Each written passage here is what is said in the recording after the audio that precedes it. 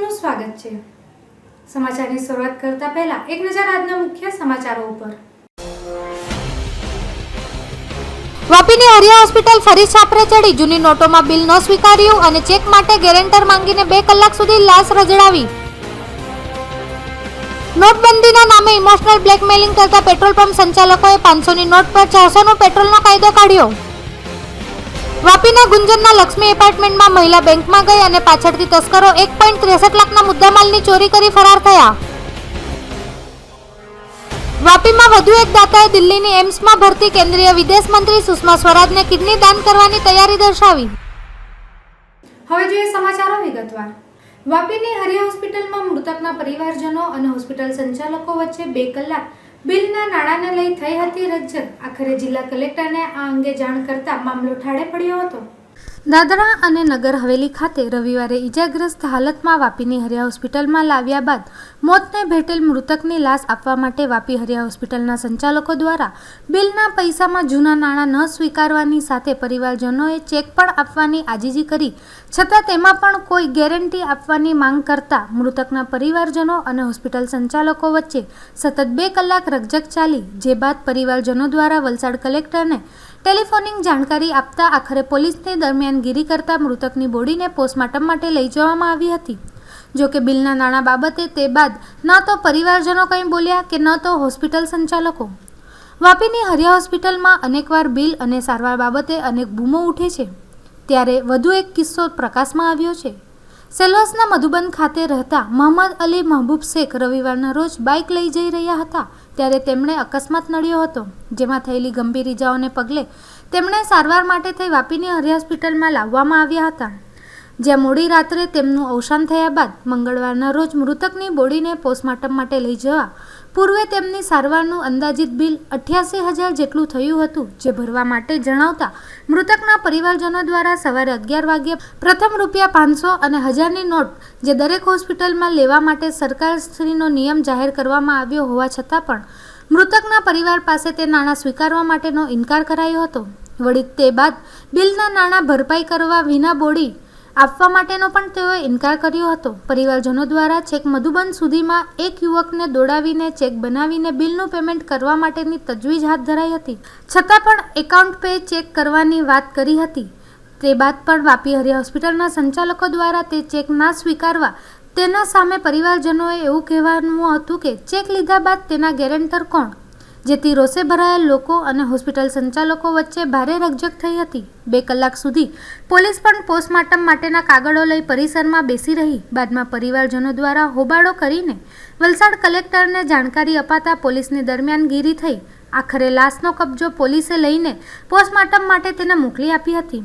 જો કે બિલ બાબતે ન તો હોસ્પિટલ સંચાલકો કંઈ બોલ્યા કે ન તો પરિવારજનો। હાલ તો SMGR મામલો ઠાળે પડી જવા પામ્યો હતો, પરંતુ વાપીમાં ચેરિટીના નામે ₹1 ટોકન લઈને આરોગ્ય સેવા શરૂ કરનાર સંચાલકો સરકારના નિયમોને ગોળીને પી જાય, તેમજ મૃતકના પરિવારજનો સાથે માત્ર અને માત્ર પૈસા માટે આવો વ્યવહાર કરે તે કેટલી હદે યોગ્ય કહી શકાય। જે કંઈ બી વાપીની પોલીસની ફોર્માલિટી હતી એ બધી પતાવીને પતાવ્યા પછી બી અમને પોલીસ તંત્ર આવીને અહીંયા બેઠું, ત્યાર પછી બી એ લોકો બોડી આપવા તૈયાર નહીં હતા। જ્યારે પેમેન્ટની વાત આવી તો અમે એમને બધા ભાઈઓ મળીને અમારા જેટલા બી સગા સંબંધી છે બધા મળીને અમે 500,000 ભેગા કરીને એમને આપવાની કોશિશ કરી। તો એ ભાઈ એમ કે ડૉક્ટર સાહેબનું એમ કે સિંહ સાહેબનું એમ કે આવેદન છે કે 500 ને 1000ની નોટ નથી લેવું, પણ અમે એમને એમ કીધું કે ઠીક છે તો અમે તમને ચેક આપીએ। તો ચેક અમારી પાસે નહીં હોવાના કારણે અમે મધુબન ડેમ સુધી ચેક લેવા ગયા। એની અંદર બી અમારો સમય 1 કલાક ઉલટી ગયો। 1 કલાક પછી આવ્યા પછી એમ કે ચેકની અંદર બી ગેરંટેડ જોઈએ એમ કે। હવે સાહેબ અમે કોઈ ફાઇનાન્સ કંપનીની અંદર ફાઇનાન્સ કરાવવા કે લોન લેવા માટે થોડા ગયા હતા કે કોઈ ગેરંટેડ જોઈએ। અમારા ઘરની અંદર એટલો અમે અમારું કન્સ્ટ્રક્શનનું કામકાજ છે, અમે કોઈને બાઉન્સ ચેક બી નહીં આપી શકીએ। તો અમારા ઘરની અંદર આટલો મોટો કરોડ હાદસો થયેલો, તો એમને એ વસ્તુને એ લોકોએ અમને જાણ કરવા જોઈએ કે ભાઈ તમે પછીથી આવીને બી પેમેન્ટ કરી શકते એમ અમને બોડી આપવા જોઈએ। બિચારા પોલીસ તંત્રએ બી અમને ખૂબ હેલ્પ કરી, એમની બી વાત એમને નહીં માની। અને છેલ્લે અમને પછી મોટા એમના જે બી કાર્યકર્તા છે કે જે બી આવીને એ લોકો પછી અમારે નેગોશિએશન કરવાની વાત કરી। ને આ બધી વસ્તુની જાણ મેં વલસાડ કલેક્ટરમાં બી ફરિયાદ કરી છે ને કલેક્ટર મેડમ સાથે બી વાત કરી છે ને એમને નિવેદન પણ કર્યું છું કે મેડિકલ સ્ટોરવાળા જ્યારે હરિયાણા ગ્રાઉન્ડની અંદર જો પૈસા લેતા હોય તો પછી મેડિકલના પૈસા લેતા હોય તો એમને આ પૈસા લેવાની કેમ સખત મનાઈ કરી રહ્યા છે? અને એના લીધે ખડિયાની અંદર જેટલા બી પેશન્ટ છે એ સખત દુઃખી છે અને બહુ દુઃખી છે. અને જ્યારે મેં સિંહ સાહેબ જોડે આના માટે રિક્વેસ્ટ કરી પેમેન્ટ માટે, તો સિંહ સાહેબ કહે કે હમારી સરકાર હે એમ કે હિન્દીમાં. તો હમારી સરકારની વાત કરતા હોય તો એ કઈ સરકારની અંદર રહેતો છે અને કયા દેશમાં રહેતો છે એની ખાસ કરીને એમને પૂછવાની જરૂર છે અને એની પર જરૂરી કાર્ય. સેલવાસ ખાતે પેટ્રોલ પંપ સંચાલકો જૂની નોટને બદલે લોકોની સાથે કરી રહ્યા છે ખુલ્લેઆમ ભ્રષ્ટાચાર. સરકારે 9 નવેમ્બરથી રૂપિયા 500 અને 1000ની નોટ બંધ કરી રૂપિયા 2000ની નવી નોટ ચલણમાં મૂકી હતી.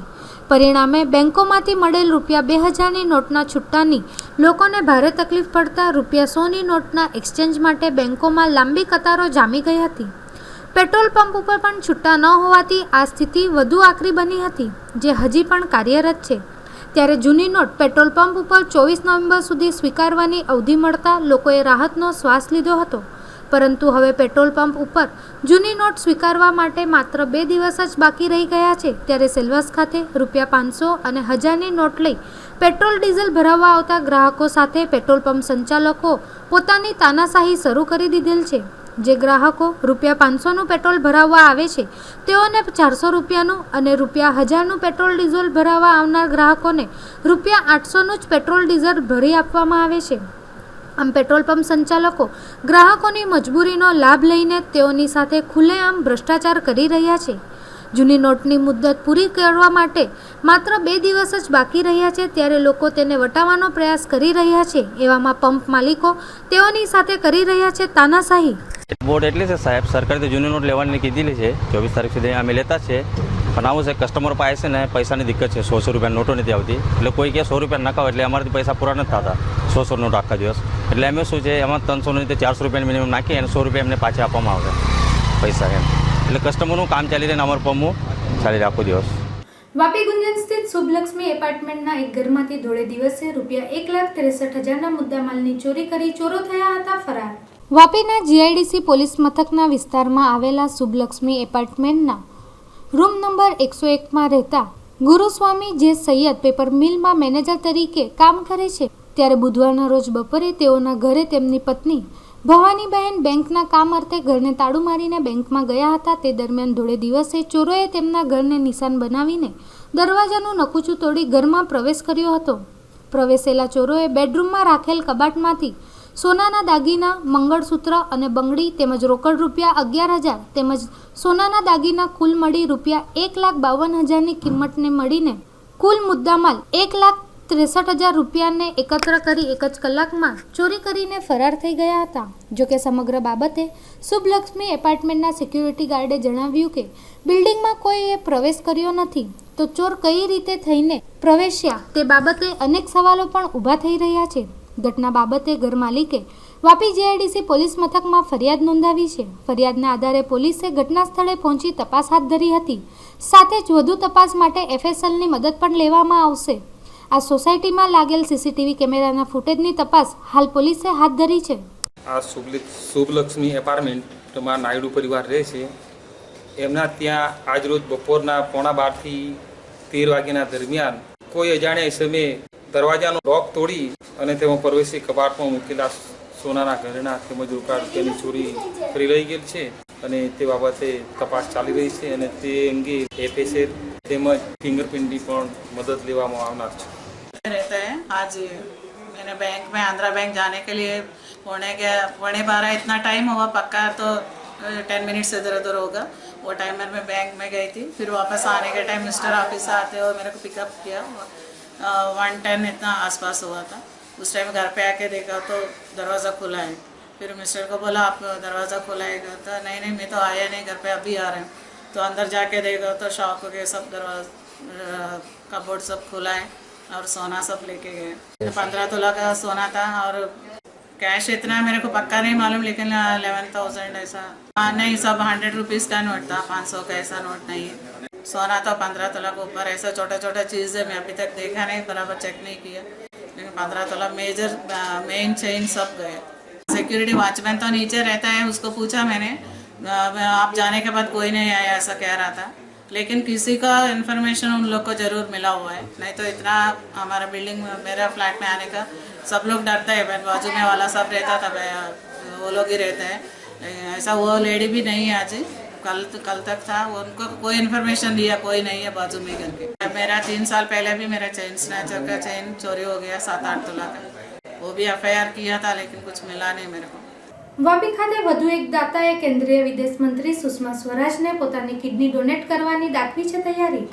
કેન્દ્રીય વિદેશ મંત્રી અને ભારતીય જનતા પાર્ટીના અગ્રણી એવા સુષ્મા સ્વરાજ હાલમાં કિડનીની બીમારીથી પીડિત છે, ત્યારે કિડની ટ્રાન્સપ્લાન્ટ જ તેઓની જિંદગી માટેનો ઉત્તમ માર્ગ હોવાનું ડોક્ટરો જણાવી રહ્યા છે। તે માટે થઈ દેશના ઘણા લોકો તેઓને કિડની ડોનેટ કરવા માંગી રહ્યા છે, ત્યારે સૌપ્રથમ વાપી ખાતે એસટીમાં અને ટ્રાફિક ઇન્સ્પેક્ટરની પદવી જાળવી ચૂકેલ એક ઈસમે તેઓને પોતાની એક કિડની ડોનેટ કરવાનો નિર્ણય લીધો હતો, ત્યારે આ નિર્ણય પછી ફરી એકવાર વાપી ખાતેના એક ઈસમે જ સુષ્મા સ્વરાજને પોતાની એક કિડની આપવાની તૈયારી દાખવેલ છે। વાપી નિવાસી મોહમ્મદ શરીફ પઠાણ પણ વર્ષોથી તેઓના કાર્યથી પ્રભાવિત હતા, જેથી તેઓએ પરિવારની સહમતિથી પોતાની કિડની દાનમાં આપવાની તત્પરતા દર્શાવી છે। આજના યુગમાં જે સંતાનો પણ પોતાના મા બાપને કિડની આપવા માટે ખચકાતા હોય છે, ત્યારે વાપીના મુસ્લિમ બિરાદરો દ્વારા સુષ્મા સ્વરાજને કિડની આપવાની ઈચ્છા દર્શાવીને દેશભક્તિ અને કોમી એકતાનું અનોખું ઉદાહરણ પૂરું પાડવામાં આવી રહ્યું છે। जी, मैंने डिसाइड किया मैं अपनी किडनी सुषमा जी को देना चाहता हूँ। भारत की विदेश नीति को उनके जैसे होनहार और बाहोश आदमी की ज़रूरत है, जो उनमें हर गुण है। मैंने 1977 में जब वो फर्स्ट टाइम पहली बार यंगेस्ट कैबिनेट मंत्री बनी थी, तब से मैंने उनके अंदर वो चीज़ देखी थी और आज मैं उनको देख रहा हूँ, आज वो आसमान की ऊंचाई तक है। और मैं अल्लाह से दुआ करता हूँ वो हमेशा तक मोदी जी की माला के मोती बनकर रहे। નોટબંધી બાદ દમણ ખાતે નાણાંની પૂરતી સુવિધાના અભાવ અને અન્ય સમસ્યાને લઈ કોંગ્રેસ પક્ષના કાર્યકર્તાઓએ ધરણા પર બેસી મોદીના તાનાશાહી વિરુદ્ધ કરી હતી નારેબાજી। 8 નવેમ્બરના રોજ પ્રધાનમંત્રી નરેન્દ્ર મોદીએ ₹500 અને 1000ની નોટ બંધ કરવાની જાહેરાત કરી હતી, જે બાદ 9 નવેમ્બરના દિવસથી લોકોની રોજિંદા કાર્યશૈલી બદલાઈ ગયેલ છે। લોકો પોતાનું તમામ કામ છોડીને બેંકો તથા પોસ્ટ ઓફિસની લાંબી લાઈનોમાં કરન્સી બદલવા માટે ઊભા રહેવા લાગ્યા છે। આ સ્થિતિ તમામ શહેરોની સાથે દમણ ખાતે પણ જોવા મળી રહી છે, પરંતુ સંઘ પ્રદેશ દમણ ખાતે દરેક બેંકોમાં પૂરતા નાણાંની સગવડ ન હોવાથી લોકોને પૂરતા રૂપિયા મળી રહ્યા નથી। વળી તે ઉપરાંત અહીં તમામ ATMઓ પણ બંધ હોવાથી લોકો પરેશાન થઈ રહ્યા છે। એક તરફ પ્રધાનમંત્રીએ બ્લેક મની માટે ભરેલું પગલું બરાબર છે, પરંતુ તેની સામે દમણ ખાતે લોકોને યોગ્ય સુવિધા કે સગવડ ન મળતા કોંગ્રેસ પક્ષ દ્વારા તેનો વિરોધ પણ કરવામાં આવ્યો છે। આ નાણાંની બાબતે કેટલાક ગરીબ લોકોએ પોતાના જીવ પણ ગુમાવ્યા છે। આ તમામ અસુવિધાઓના વિરોધમાં નાની દમણ ડેપોની સામે આવેલ સિટી સેન્ટર પાસે કોંગ્રેસના અગ્રણીઓ અને સમર્થકોએ ધરણા પ્રદર્શન કર્યું હતું, જેને કારણે ટ્રાફિક જામની સમસ્યા ઉદ્ભવી હતી। ધરણામાં તેઓએ મોદીની તાનાશાહી વિરુદ્ધ નારેબાજી કરી પોતાનો આક્રોશ ઠાલવ્યો હતો। આ ધરણામાં કોંગ્રેસના અગ્રણીઓ અને સમર્થકો મળી લગભગ 150 થી 200 લોકો જોડાયા હતા। काले धन को रोकने के लिए प्रधानमंत्री नरेंद्र मोदी जी और केंद्र सरकार ने जो फैसला 8 नवंबर को डीमोनेटाइजेशन यानी 500 और 1000 रुपए की नोट जो मार्केट में चल रही थी उसको बंद करने का जो फैसला किया था, वो आज फाइट बैक यानी फ्लैश बैक हो रहा है उनके ऊपर ही। वो फैसला आप जाकर देखिए, ये तो दमन छोटा सा प्रदेश है, आप दमन से बाहर निकलकर बड़े बड़े मेट्रो सिटी में जाकर देखिए, लोगों को बहुत ज़बरदस्त परेशानी हो रही है। आप देखिए मध्य प्रदेश लोकसभा के इलेक्शन में, असेंबली के इलेक्शन में भारतीय जनता पार्टी भले जीती हो, लेकिन उनका वोट का मार्जिन 72,000 कम हो गया है। आज का न्यूज़ देखिए, लोग परेशान है। आने वाले दिनों में लोग इसका जवाब देंगे। ये स्कीम जो है बहुत खराब स्कीम है, आम जनता को परेशान करने की स्कीम है। अगर केंद्र सरकार ये कह रही है कि 5-6 महीने से हमने तैयारी की हुई थी, तो ये तैयारी फेल है। आप देखिए हमारे छोटे से प्रदेश 76 स्क्वायर किलोमीटर के प्रदेश दमन और दीव में ATM की क्या हालत है, बैंक की क्या हालत है, लोगों की क्या हालत है। लोग त्राहिमाम पुकार चुके। સેલવાસ ખાતે દેના બેંક દ્વારા ગ્રામીણ વિસ્તારમાં પૈસા પહોંચાડવા માટે થઈ શરૂ કરાઈ મોબાઈલ વાન સર્વિસ। કેન્દ્ર શાસિત પ્રદેશ સેલવાસ ખાતે દેના બેંક લીડ બેંક તરીકે કાર્ય કરે છે। દેના બેંક દ્વારા ગ્રામીણ વિસ્તારમાં નોટ ટ્રાન્સફર, વિધવા પેન્શન, વૃદ્ધા પેન્શન, વિકલાંગ પેન્શન, બહુધા અત્યાળ વિસ્તારમાં ઘર બેઠા પહોંચાડવા માટે થઈ મોબાઈલ વાન સર્વિસને આજે જિલ્લા કલેક્ટર ગૌરવસિંહ રાજાવતે પ્રસ્થાન આપ્યું હતું। મોબાઈલ વાને અંતરિયાળ વિસ્તારના રાંધા પટેલાદમાં લોકોને સેવા પહોંચાડી હતી, જ્યાં બહુધા વિસ્તારના પેન્શનરોને વિધવા, વૃદ્ધા તેમજ વિકલાંગના 2 માસના 2000 પ્રતિ લાભાર્થી પ્રમાણે 1000થી વધુ લોકોને 100 રૂપિયાની નોટનું વિતરણ કરવામાં આવતા લોકોમાં ખુશીની લાગણી ફેલાઈ ગઈ હતી. પ્રદેશની 20 પેટાલદોમાં આ સેવાનું કામ ચાલુ કરવામાં આવ્યું છે. સેલવાસ પોસ્ટ ઓફિસમાં પણ નોટ બદલી કરી આપવાનું, ડિપોઝિટ તેમજ ઉપાડ માટેની વ્યવસ્થા કરવામાં આવી છે, જે હવે લોકો લાઇન વગર સેવા મેળવી શકશે.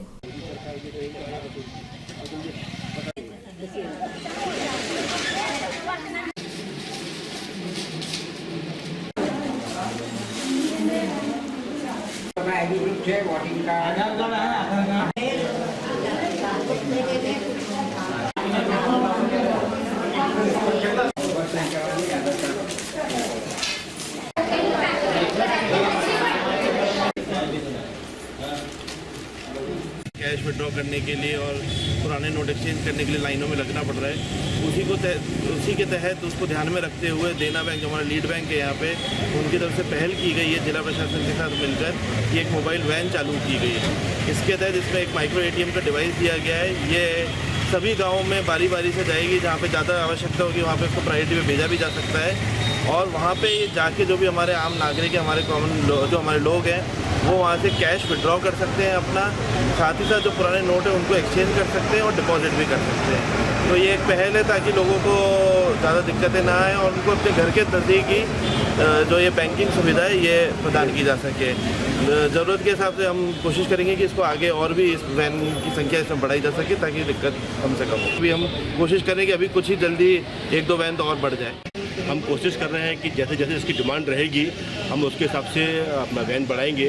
साथ ही आज जिस तरह से हमने एक्सचेंज सर्विस शुरुआत की है, कल या परसों से हम लोग मोस्ट प्रोबेबली एक मोबाइल ATM की भी शुरुआत करने जा रहे हैं. नया हमने एक मोबाइल ATM रहेगा, जहाँ डिमांड रहेगी वहाँ ATM खड़ा रहेगा. वहाँ से लोग आसानी से कैश विड्रॉ कर सकते हैं, क्योंकि आज जैसे ATM में लाइन लगी हुई है, पब्लिक को तकलीफ हो रही है. उसके ध्यान में रखते हुए हम लोग कोशिश कर रहे हैं कि जितना हो सके हम उसको आगे बढ़ाएं. आज जे अपना रांधा पटेलात में मोबाइल वान ATM એ જે આવી છે અને સાથે સાથે વૃદ્ધાવસ્થા પછી વિધવા પેન્શન યોજનાનો બી લાભ આપણા રાંધા પટેલાતમાં બધાને પંચાયત પર બોલાવીને જે આપવામાં આવ્યો છે એમાં બધા અમારા રાંધા પટેલાતના જે બી ગ્રામજનો છે ખુશ છે. અને જે કાળા નાણાંની વાત છે એમાં જે બી પૈસા ભેગા થાય અને એમાંથી જે અમારા દરેક ગામડામાં વિકાસ થાય એના માટે બધા ગ્રામજનો ખુશ છે. અને એ જે પગલું ભર્યું એ સારું પગલું ભર્યું છે. સમાચારમાં સમય થયો છે એક નાનકડા વિરામનો. જોતા રહો જેટ ન્યૂઝ.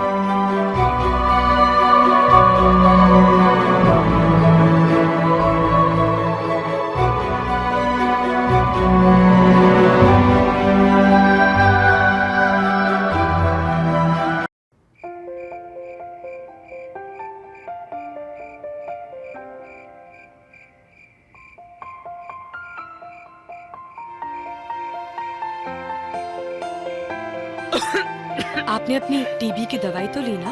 ले लिया मैंने.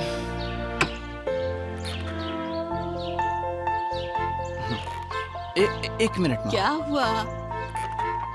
ठीक. बेटा तूने अपनी जांच करवाई? हाँ माँ, टीबी निकली, लेकिन डॉट्स का इलाज शुरू कर दिया है.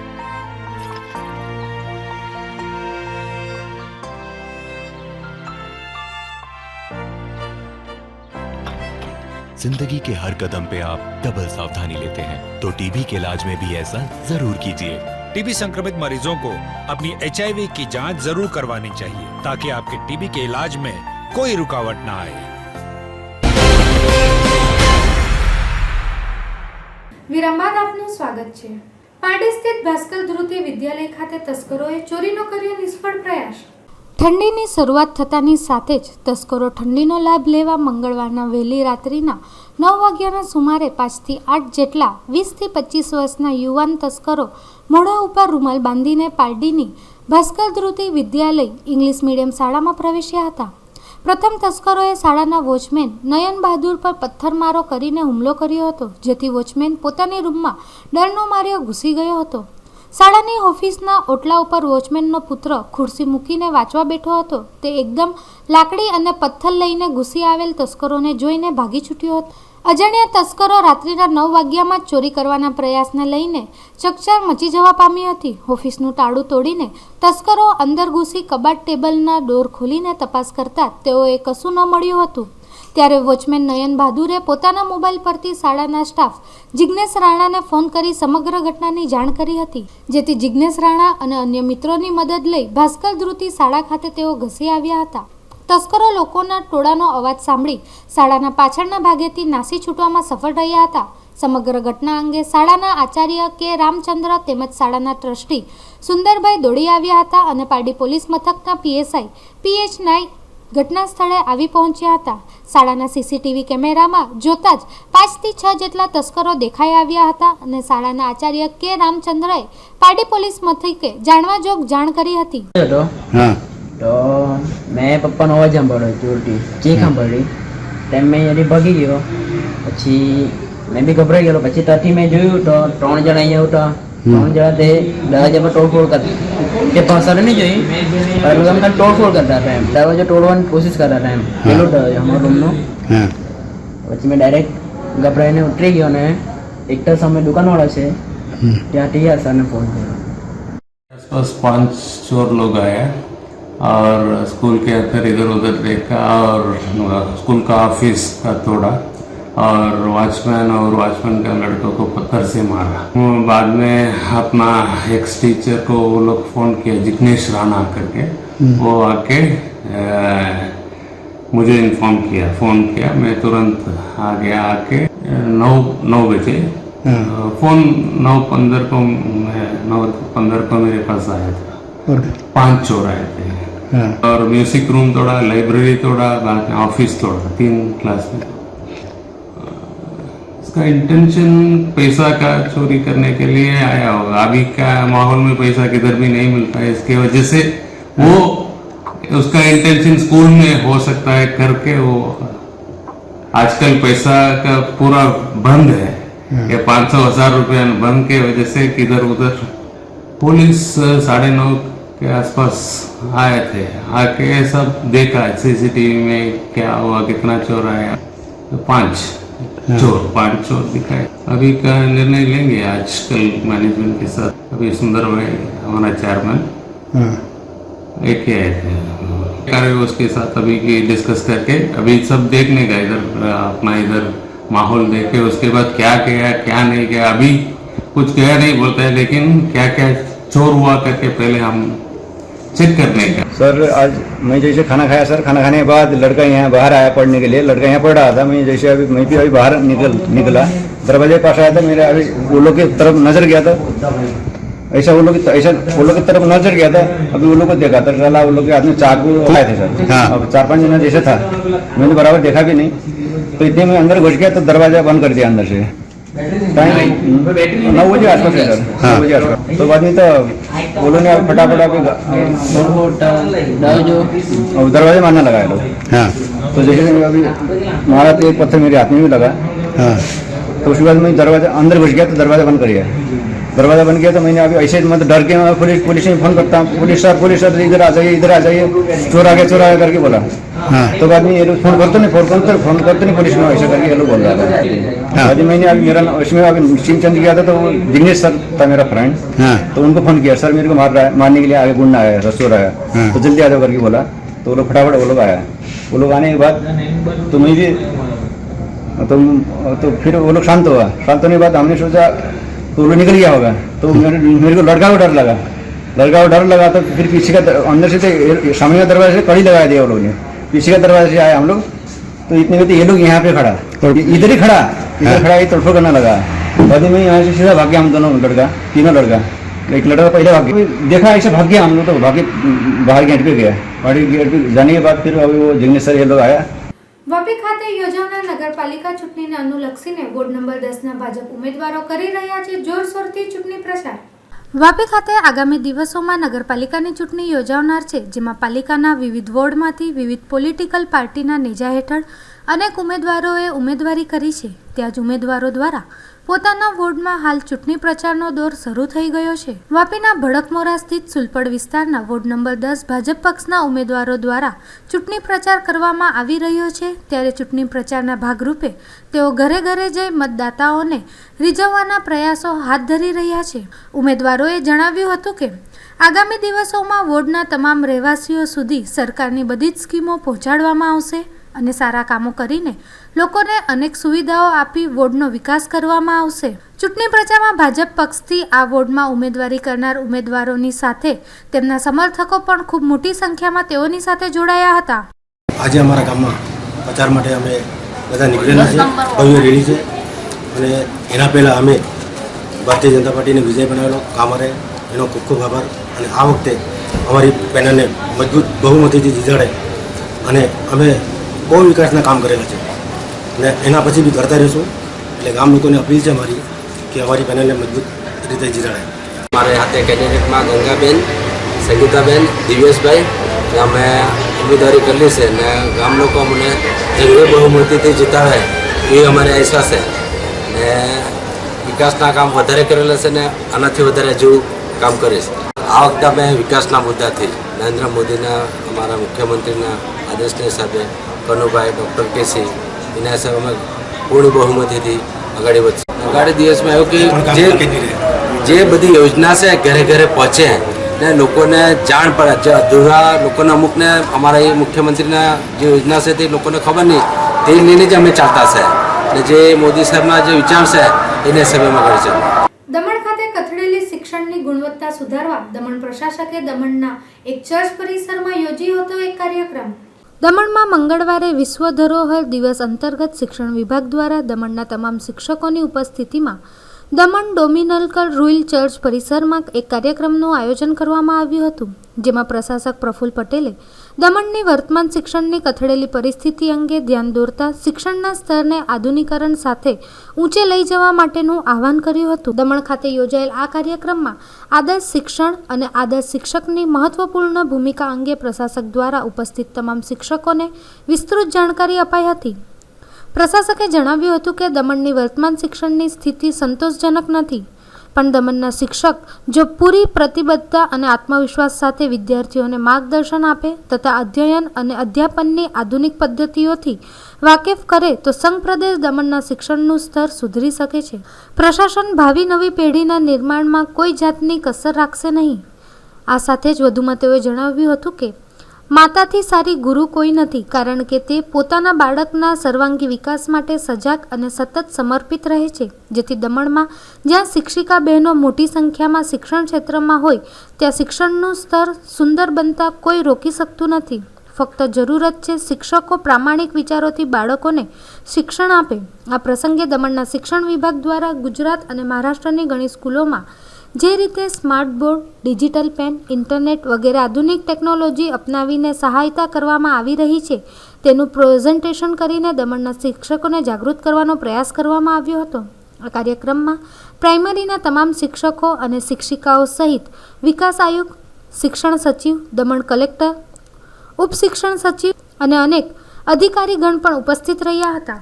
મિત્રો, આજનો શિક્ષક મિત્રો સાથે મળવાનો ઉદ્દેશ એટલો જ છે। દમણની શિક્ષણની જે સ્થિતિ છે એ સ્થિતિમાં સુધારો અને વધારો કેવી રીતે કરી શકાય, જે ભૌતિક સુવિધાઓ છે એ સુવિધાઓમાં પણ સુધારો વધારો કેવી રીતે કરી શકાય, શિક્ષકોનું પણ ટ્રેનિંગ કેવી રીતે કરી શકાય, આ તમામ બાબતોને સાંકળી અને મારા મનના જે ભાવ હતા અને દમણના શિક્ષણમાં અભૂતપૂર્વ આવનાર દિવસોમાં સુધારો કરી શકાય એના માટેની કામના કરવાની છે. પારડી સ્થિત JP Pardiwala arts and commerce કોલેજમાં સેમિસ્ટર પરીક્ષાનો થયો છે પ્રારંભ. પારડી ખાતે સ્થિત JP Pardiwala arts and commerce college ખાતે 21મી નવેમ્બરથી પરીક્ષાનો સેમિસ્ટર મુજબ પ્રારંભ થયો છે.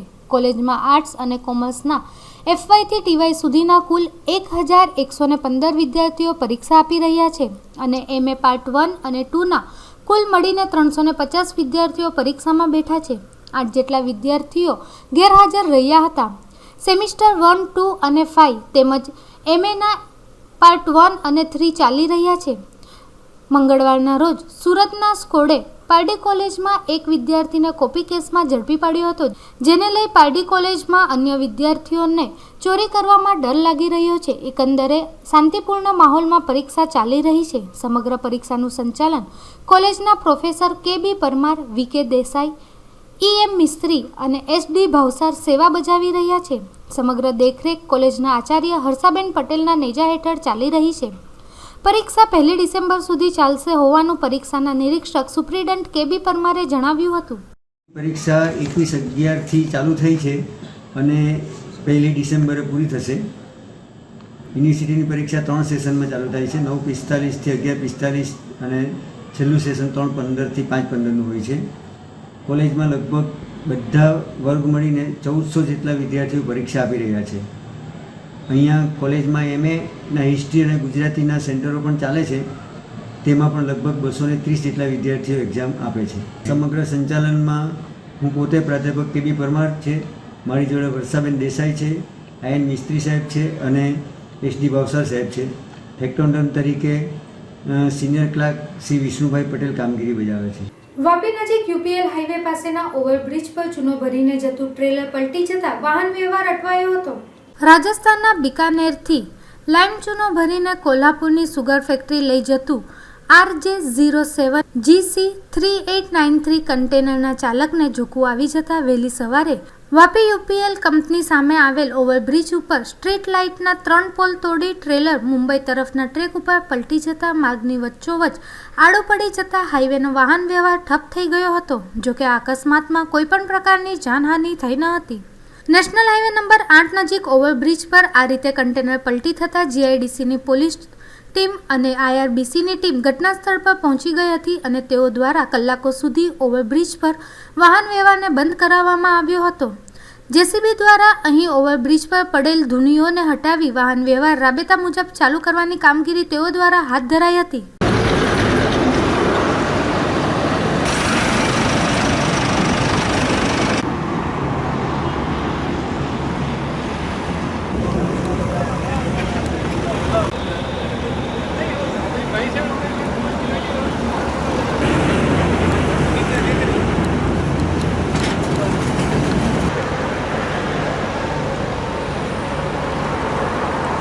નાગોરથી ભરાઈ છે, પછી આ ગાડી કોલ્હાપુર મહારાષ્ટ્રમાં જવું હતી અને બીજી ગાડીવાળા સાઈડ દબાવી આ માટે આ ગાડી ડિવાઈડર માટે ચડી ગઈ, પછી પલટી ગઈ. ગાડીમાં લાઇમ સ્ટોન છે, લાઇમ સ્ટોન. ગાડી નંબર છે RJ07 GC, ગાડી નંબર આગળ 3893 નંબર છે. ના જાનને કાંઈ મનાની નથી થતી, જાનહાની કાંઈ નથી. સેલવાસ ખાતે રેડક્રોસ સંચાલિત ચાઇલ્ડલાઇન સંસ્થા દ્વારા બાળ સપ્તાહની ઉજવણીના ભાગરૂપે નિબંધ સ્પર્ધાનું કરાયું હતું આયોજન. સંઘ પ્રદેશ સેલવાસ ખાતે હાલમાં બાળ સપ્તાહની ઉત્સાહભેર ઉજવણી થઈ રહી છે, ત્યારે સેલવાસ ખાતે રેડક્રોસ સંચાલિત ચાઇલ્ડલાઇન સંસ્થા દ્વારા બાળ સપ્તાહની ઉજવણીના ત્રીજા દિવસે શાળાના વિદ્યાર્થીઓ માટે થઈ નિબંધ સ્પર્ધાનું આયોજન રાખવામાં આવ્યું હતું, જેમાં સેલવાસની વિવિધ અંગ્રેજી તેમજ ગુજરાતી માધ્યમની શાળાના વિદ્યાર્થીઓ મળીને લગભગ 60 જેટલા બાળકોએ સ્પર્ધામાં ભાગ લીધો હતો. આ સ્પર્ધામાં વિદ્યાર્થીઓને ચાઇલ્ડ લાઇફ વિષય પર નિબંધ લખવા માટે આપવામાં આવ્યો હતો, જે અંતર્ગત દરેક વિદ્યાર્થીઓએ પોતપોતાનો મંતવ્ય નિબંધ રૂપે રજૂ કર્યો હતો.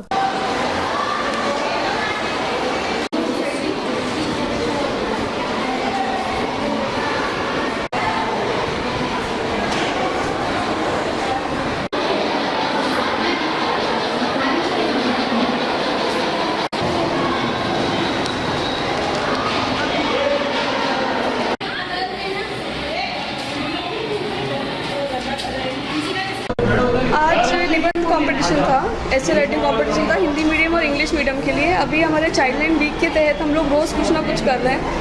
जैसे मंडे को वर्कशॉप था, कल एक ऐसे कंपटीशन था, आज एक है और कल एक है, और उसके बाद एक भव्य रैली निकलेगी सिलवासा में। निबंध का टॉपिक है चाइल्ड लाइन। करीबन 60 बच्चों ने भाग लिया आज। સમાચારના અંતમાં ફરી એક નજર આજના મુખ્ય સમાચારો ઉપર। વાપીની હરિયા હોસ્પિટલ ફરી છાપરે ચડી, જૂની નોટોમાં બિલ ન સ્વીકાર્યું અને ચેક માટે ગેરેન્ટર માંગીને 2 કલાક સુધી લાશ રજડાવી। નોટબંધીના નામે ઇમોશનલ બ્લેકમેલિંગ કરતા પેટ્રોલ પંપ સંચાલકોએ 500ની નોટ પર 400નો પેટ્રોલનો કાયદો કાઢ્યો। વાપીના ગુંજનના લક્ષ્મી એપાર્ટમેન્ટમાં મહિલા બેંકમાં ગઈ અને પાછળથી તસ્કરો 1.63 લાખના મુદ્દામાલની ચોરી કરી ફરાર થયા। વાપીમાં વધુ એક દાતાએ દિલ્હીની એમ્સમાં ભરતી કેન્દ્રીય વિદેશ મંત્રી સુષ્મા સ્વરાજને કિડની દાન કરવાની તૈયારી દર્શાવી। તો દર્શક મિત્રો, આ હતા અત્યાર સુધીના સમાચારો। નવા સમાચારો સાથે ફરી મળીશું, ત્યાં સુધી રજા આપશો। નમસ્કાર।